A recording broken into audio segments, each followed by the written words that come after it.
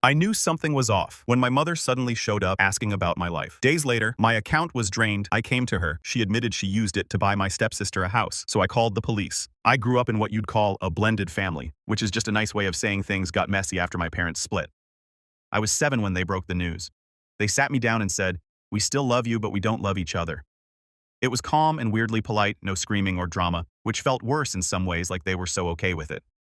Meanwhile, I was clutching my stuffed rabbit trying to figure out if this meant no more family movie nights.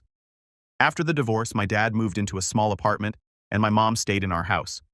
I went back and forth between them, 1 week here, 1 week there.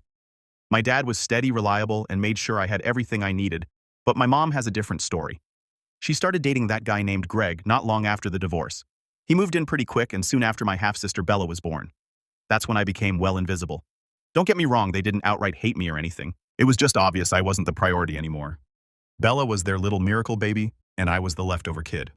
My birthdays were forgotten more often than not, school events skipped.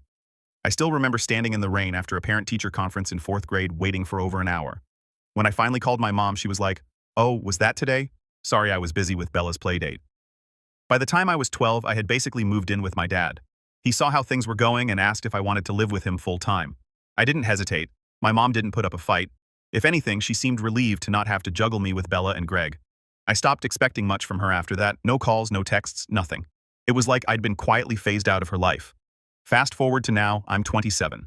I've worked my behind off at my job in finance, saved up every spare penny, and I'm finally on the verge of buying my first house. I haven't heard from my mom in years. She didn't care when I graduated, didn't check in when I got my job, and definitely didn't ask about my plans. A few weeks ago, she called me last month. "I've been thinking about you. We should have dinner."